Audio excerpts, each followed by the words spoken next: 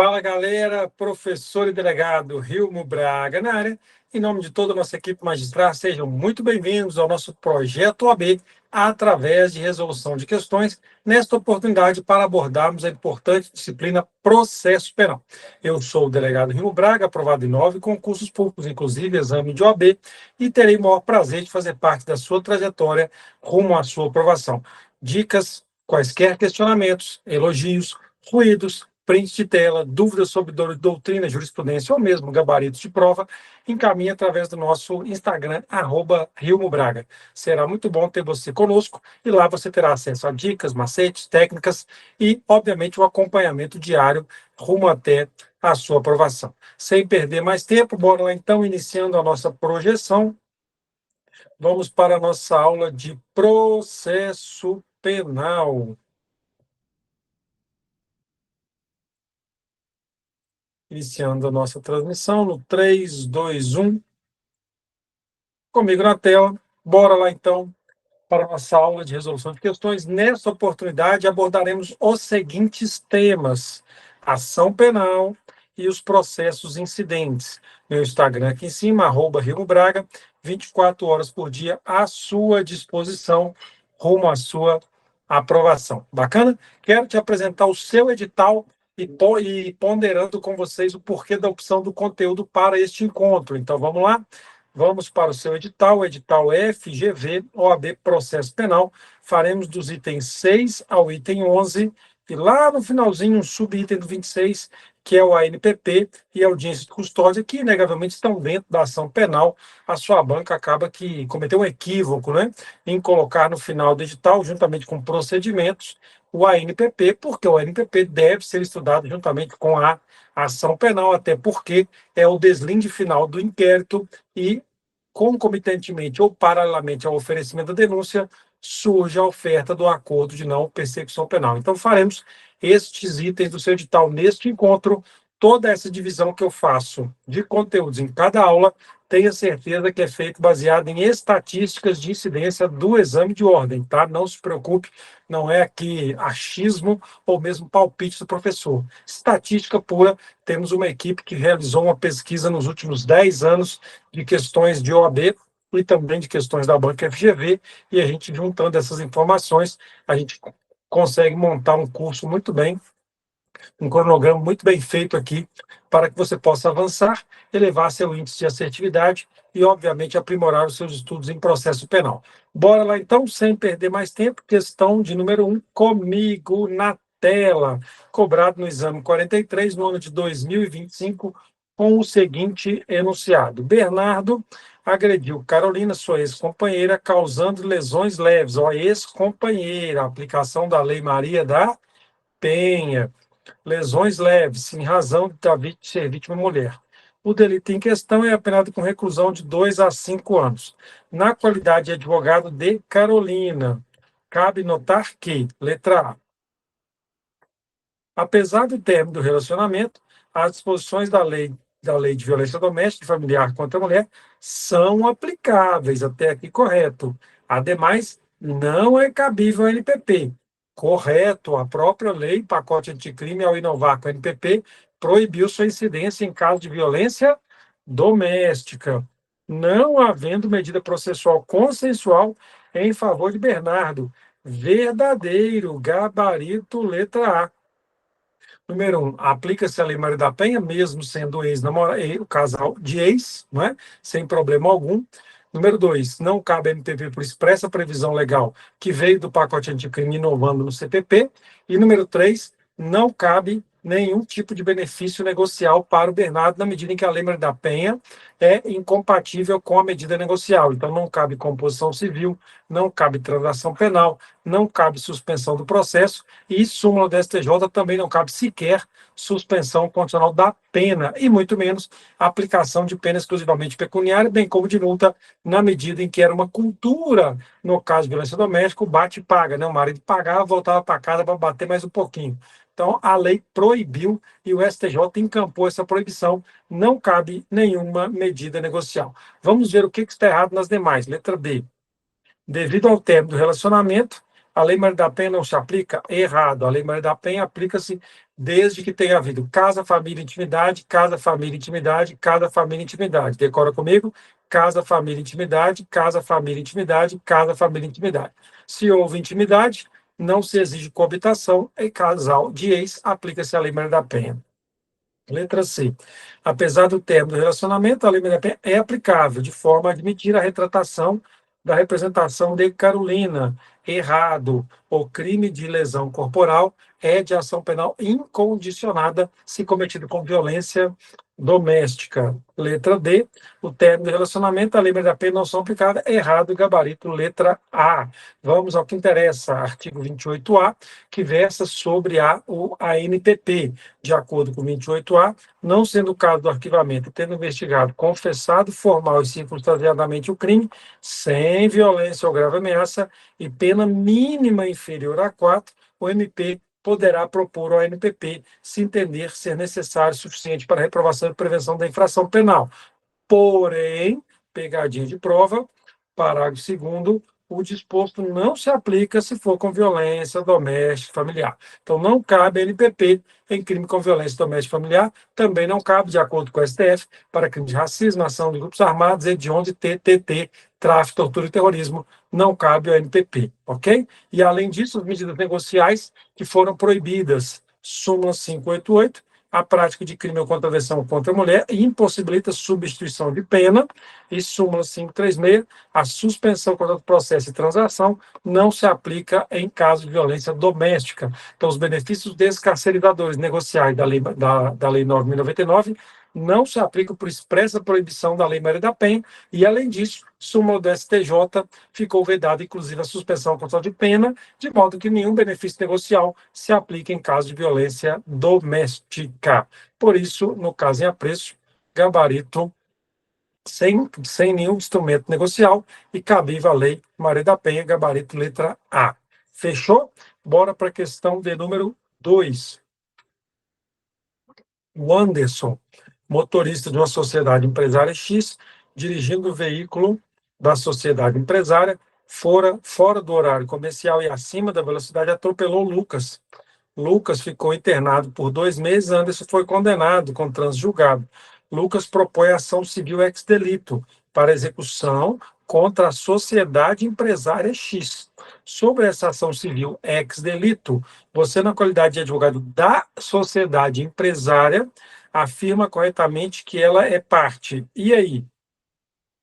Neste caso, determinado funcionário, dirigindo o veículo da empresa, atropelou a vítima, ele foi condenado criminalmente, a vítima propõe ação civil ex delito. Só que, ao invés da vítima propor ação civil ex delito contra o atropelador, propôs contra a empresa. E você é advogado da empresa. A empresa é parte legítima ou ilegítima para uma ação civil ex delito? Não estou dizendo uma ação civil. Estou dizendo uma ação civil ex delito. Claro que parte ilegítima. Ora, a empresa, em momento algum, teve ampla defesa e contraditório no processo criminal. Como ser submetida a uma ação civil ex delito para execução de uma pena, na medida em que não houve devido processo legal, ampla defesa e contraditório? A empresa não teve a oportunidade de contradizer a acusação em momento algum. Então, claramente que, comigo na tela, legítima, falso, letra B, legítima, falso, letra C, ilegítima, uma vez que não teve a oportunidade de participar da ação penal originária. Perfeito, né? Gabarito, letra C. Ação civil ex delito exige ampla defesa e contraditório. Se não houve ampla defesa e contraditório, claramente que não há falar de execução em favor da empresa. Evidentemente que, se a vítima quisesse uma ação civil ex delito, que fosse contra o condenado, que foi aquele que exerceu ampla defesa e contraditório. A empresa é incabível. Claro que a empresa pode até vir a responder, mas aí eu preciso de uma ação de conhecimento civil e não uma simples execução ex delito. Gabaritou? Que é gabarito, letra C de casa. Questão de número 3, cobrado pela FGV no exame número 40. Luiz Vicente, secretário de Fazenda do município Alfa, foi ofendido por Lório, secretário de Fazenda do município Beta, que, durante um discurso na Câmara, afirmou que Luiz Vicente comete peculato, desviando recursos da Caixa Municipal em favor próprio e de familiares. Luiz Vicente, vítima, procurou você como advogado para que oriente sobre a medida cabível para responsabilizar Lório pela ofensa à honra. Neste contexto, é correto afirmar que, galera, te apresento a questão mais cobrada da FGV em termos de ação penal. Disparada FGV, exame sim, exame não, cobra esta pegadinha importante. Vamos comigo para a letra A. Só pode ajuizar uma queixa-crime em face de Lório, pois o delito desafia ação penal privada. Tá, pode até ser queixa-crime por ação penal privada, mas não só. O só é o que está errado. Por quê? Porque em caso de crime contra a honra cometido contra a vítima funcionário público, a ação penal pode ser privada ou pode ser condicionada. Eu é que decido. O funcionário público tem o alvedrio de escolher se ele quer impetrar queixa-crime ou quer representar para o MP denunciar. É o que nós chamamos de ação penal concorrente, o tema mais cobrado em prova FGV de OAB. Ação penal concorrente só se aplica ao caso de funcionário público vítima de crime contra a honra e é por isso que cai tanto. Então, o funcionário público intestina terá o direito de optar. Ou ele ingressa com a queixa-crime, ou ele oferece a denúncia para o MP, ou ele oferece a representação para o promotor oferecer a denúncia. Concorrentemente, é o que nós chamamos de ação penal concorrente. Então, letra A está errado. Letra B. Pode oferecer representação contra Lório no MP, pois sua qualidade de servidor impõe que a ação penal pública em defesa de sua honra. Ora, pode oferecer representação contra Lório no MP, está certo, pois a sua qualidade de funcionário público impõe a ação penal pública. Não, a ação penal é privada. Crime contra a honra desafia a ação penal privada. Mas, de acordo com a súmula que eu vou te mostrar, a ação é concorrente. Ela pode ser privada ou pode ser condicionada. Letra C. Pode optar entre ajuizar queixa-crime ou oferecer representação MP, que letra C deu aula, né? Gabarito. Letra C é a famosa ação penal concorrente, súmula 714 do STJ. Vai cair na sua prova. É concorrente à legitimidade do ofendido mediante queixa ou MP, condicionada à representação para crime contra a honra de funcionário público cometido vitimado no exercício da função. É o que nós chamamos de ação penal concorrente. Vai cair na sua prova. Sobe um CREO 5 para mim, vai ser o concorrente comendo poeira, porque você é aluno magistrar. Caso o funcionário público opte por representar, no outro mês ele pode oferecer a queixa-crime 1000 vezes falso. De acordo com a jurisprudência do STJ e do STF, a opção é peremptória, é uma vez só. Eu não posso depois mudar de ideia. Eu posso escolher, mas a decisão é definitiva. Gabaritou? Deixe seu concorrente para trás, porque você vai chegar no nível muito mais elevado que o seu concorrente. Bora para a questão número 4, cobrado no exame 39, prova de 2023 da FGV. Arthur, Bruno, Fernanda e Camille foram acusados de furto simples praticado em 2020. Arthur foi definitivamente condenado. Bruno foi condenado, porém recorreu e não houve trânsito julgado. Fernando, então vamos anotar aqui, velho. O Arthur, condenado. O B, recorreu. O C, que é o C? Vamos continuar. Fernanda, aceitou suspensão condicional do processo. E Camille foi absolvida. Opa, Fernanda e Camille foi absolvida. Beleza? Camille, absolvida. Tendo havido o recurso do MP, mas não foi julgado. Beleza. Em julho de 23, sobreveio a acusação de uso de documento falso pelos 4, considerando o preenchimento dos demais requisitos e considerando apenas os antecedentes mencionados. Assinale a opção que indica os que podem celebrar a NPP. Quem aqui pode celebrar a NPP? Vamos devagarzinho. Letra A. Cara condenado, pode celebrar a NPP? Não, não pode. Letra B. O B recorreu e não transitou em julgado. Então, ele é presumivelmente inocente, então ele pode. E o B é quem? É o Bruno, né? Então, o Bruno pode.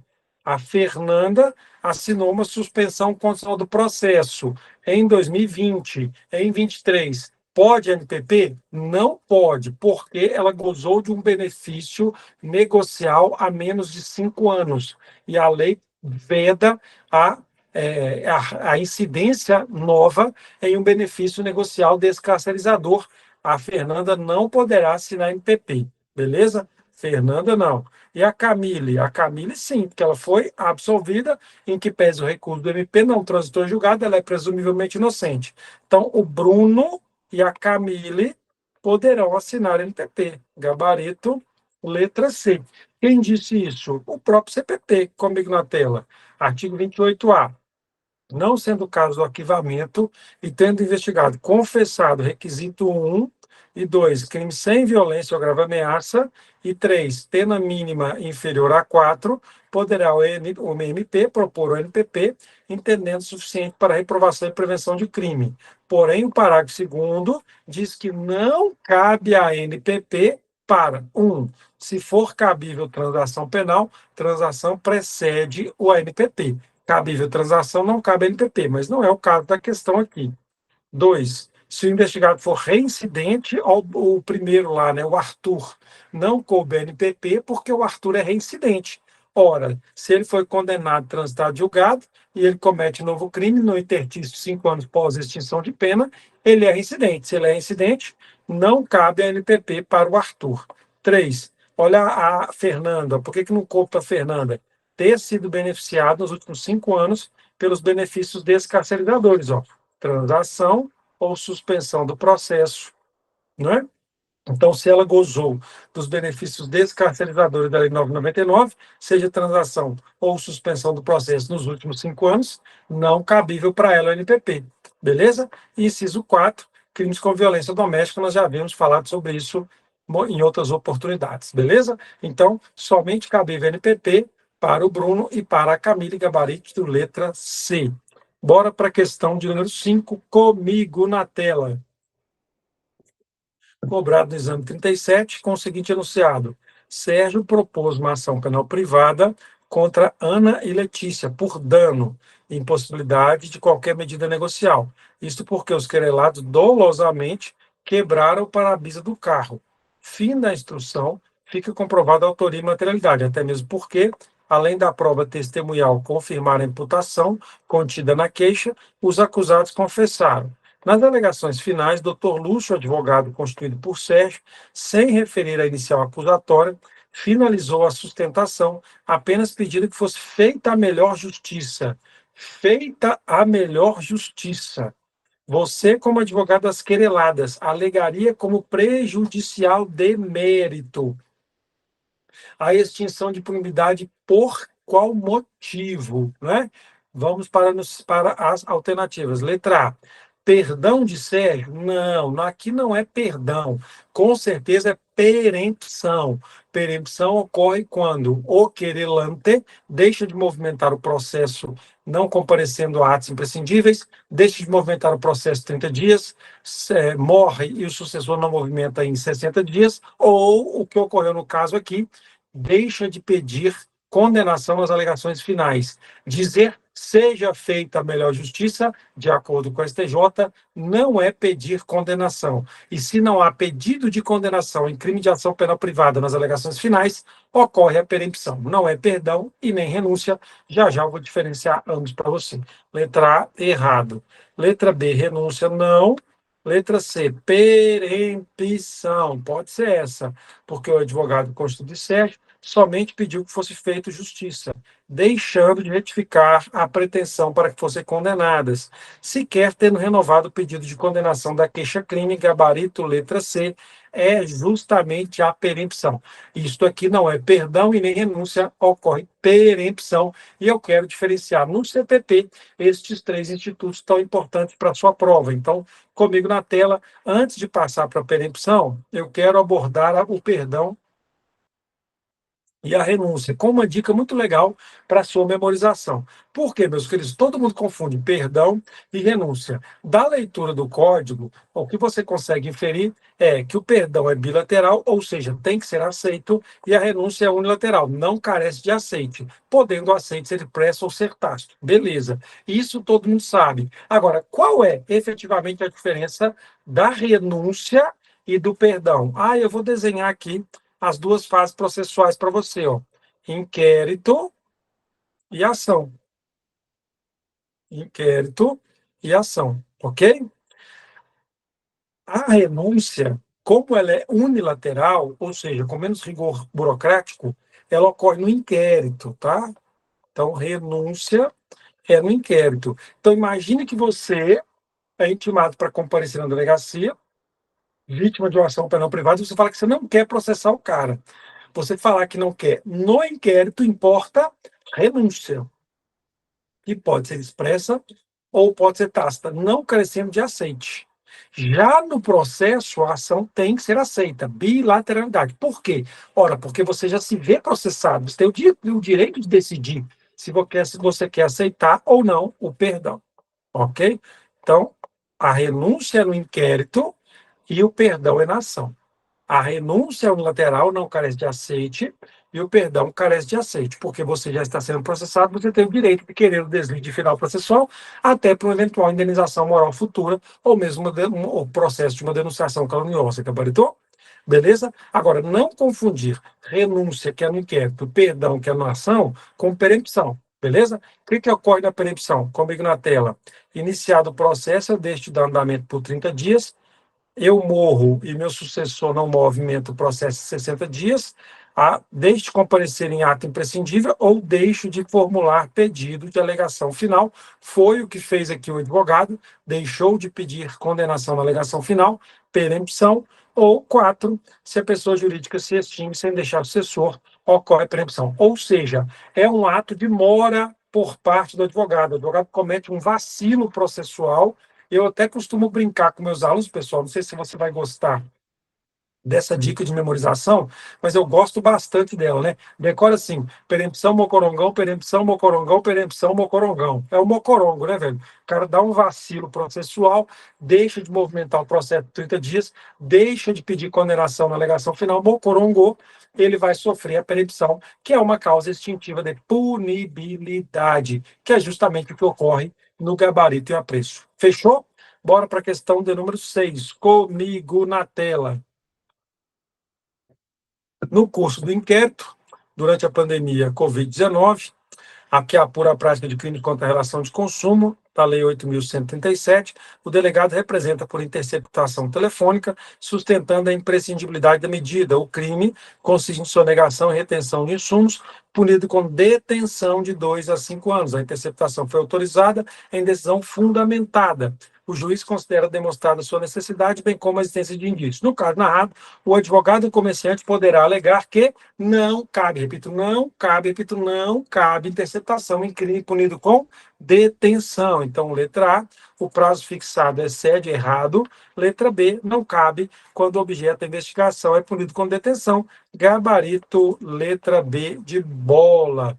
Questão de número 7. Hamilton, vendedor em uma concessionária de automóveis, mantém Priscila em erro, valendo-se de fraude para obter vantagem ilícita, consistente em valor da comissão maior do que o devido na venda do veículo. A venda e a obtenção da vantagem ocorre dia 20 de novembro de 2019. O fato chegou ao conhecimento do delegado em notícia feita pela concessionária ainda em novembro de 2019.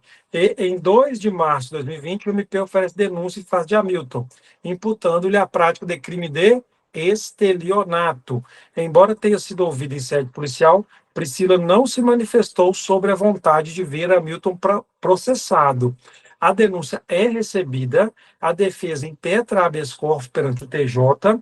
No caso, assinale a opção que apresenta a melhor tese defensiva a ser sustentada. Vamos, letra A. Ausência de condição específica de procedibilidade em razão da exigência de representação defendida. Perfeito, né?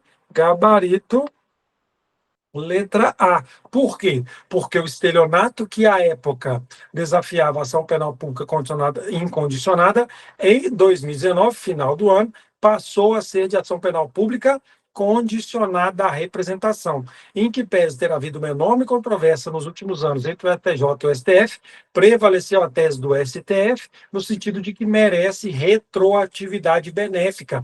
Ora, se um crime era de ação incondicionada e doravante passa a ser condicionada, claro que isso é benéfico para o estelionatário, e a natureza mista ou híbrida do Instituto Representação faz prosperar a retroatividade benéfica, fazendo com que as vítimas tenham que se manifestar se querem ver o indivíduo processado. Como no caso em Testilha não houve manifestação, claramente há um vício, letra A, ausência de condição específica de procedibilidade. Gabarito, letra A, decidiu o Supremo Tribunal Federal pela retroatividade da necessidade da representação.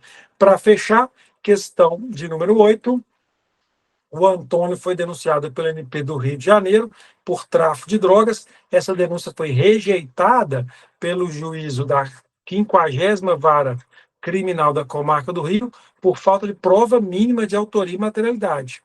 O órgão ministerial interpôs recurso de distrito, já arrazoado. Para evitar a caracterização de nulidade processual, é correto afirmar que o juízo deve, em seguida, é correto afirmar que deve o juízo, em seguida, letra A, nomear defensor público para apresentar contra as razões recursais em favor de Antônio? Não, em princípio, o próprio Antônio deve ser intimado ou notificado da decisão, para que ele possa apresentar suas contrarrazões. Letra B, nomear defensor dativo? Falso. Letra C, notificar Antônio para apresentar as contrarrazões recursais? Verdadeiro, gabarito, letra C. Notificar Antônio. Inclusive, tem súmula, hein? Súmula 707 do STF. Constitui nulidade a falta de intimação do denunciado para oferecer contrarrazões ao recurso interposto de rejeição da denúncia, não suprindo a nomeação de defensor dativo. Ora, senhores, não faz o menor sentido.